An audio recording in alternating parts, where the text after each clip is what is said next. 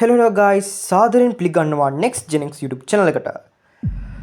ගොඩක් TikTok, Instagram, Facebook වගේම YouTube influencerලා ඒ වගේම ඉස්සර කාලේ ඉඳන්ම දාර්ශනිකයෝ කීප දෙයක් තමයි වෘක්කයෝ වගේ වෙන්න කියලා.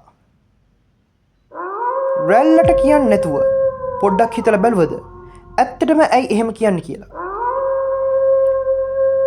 අද නෙක්ස්ට් ජෙනෙක්ස් YouTube channel එකෙන් අපි ඒ ගැන කතා කරමු.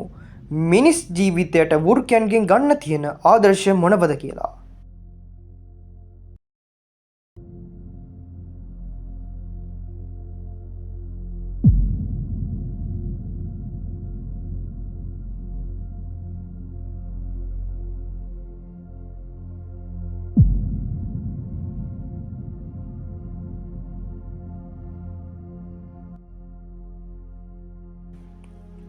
වෘක්කයන් ගොඩක් බුද්ධිමත්. සත්ව ලෝකයේ බුද්ධිමත්ම සතා චිම්පන්සිය කිව්වට ප්‍රායෝගිකව බැලුවොත් ඇත්තටම වෘක්කයෝ ගොඩක් බුද්ධිමත්. ඒගොල්ලෝ තමන්ගේ වටපිටාව ගැන හොඳ අවබෝධයකින් ඉන්නවා. දඩයම් කරද්දිත් ඒගොල්ලන්ට ආවේනික දඩයම් සලස්මවල් දියත් කරනවා. මිනිසුන් තමන්ගේ බුද්ධියෙන් හරියට මෙහෙवला වටපිටාව හඳුනාගෙන සැලස්මකට අනුව තමන්ගේ වැඩ වෘක්කයන් වගේම දියත් කරන්න පුළුවන්.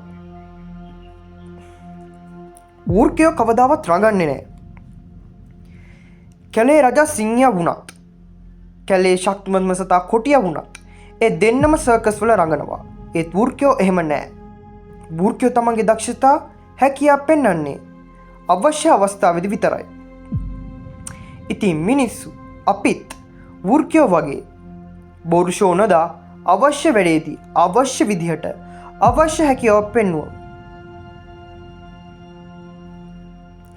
වෘක්කයෝ තමන්ගේ දෙමව්පියන් පෝෂණය කරනවා. වෘක්ක පැටවුන්ව එහෙම නැත්නම් වෘක්කයින්ව රයිටියස් සන් විදිහට හඳුන්වනවා.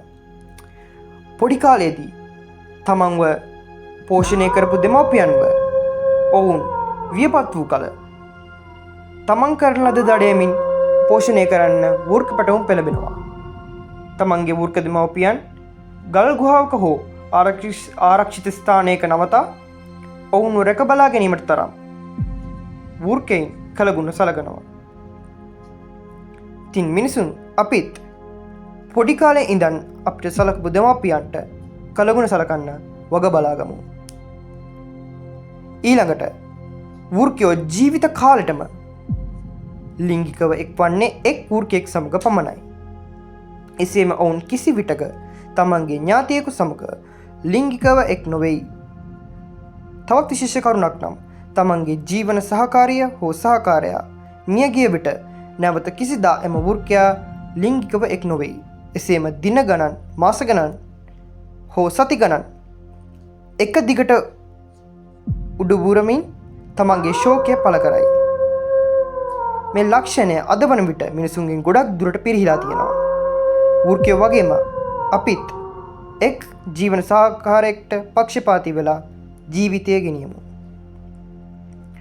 වෘක්කයන්ගේ නායකත්වය ගොඩක් අය හිතන්නේ ඇල්ෆා කියන කන්සෙප්ට් එක ගත්තේ සිංහයන්ගෙන් කියලා.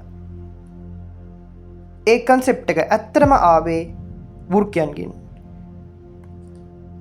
වෘක්කයන්ගේ නායකයා ඇල්ෆා විදියට හඳුන්වනවා. ඇල්ෆාව තෝරගන්නෙත් වෘක්කයෝ විශේෂ විදියකට. තමන්ගේ රැළේ ඉන්න වෘක්කයන් අතරින් ශක්තිමත්ම සහ බුද්ධිමත්ම වෘක්කයා සටනක් මාර්ගයෙන් ඔවුන් තෝරගන්නවා. ඔහු ඇල්ෆා විදිහට ඔවුන් පිළිගන්නවා. ඇල්ෆා තමන්ගේ රැළ බුද්ධිමත්ම සහ ශක්තිමත්ව වඩාත් ස්ථීර ජීවන මාර්ගයකට යොමු කරනවා. ඉතින් වර්තමානයේදීත් අපිත් අපේ බුද්ධිය මෙහෙवला හොඳ නායකයන් තෝරා ගනිමු. එසේම නායකයන් වශයෙන් තමන්ගේ පිරිස බුද්ධිමත්ම සහ ශක්තිමත්ව රැක බලා ගන්නට පෙළඹෙමු. ඉතින් අද අපි කතා කරේ වෘක්කයන්ගෙන් මිනිසුන්ට ගන්න තියෙන ආදර්ශ ගැන. ගිහින් එන්නම්.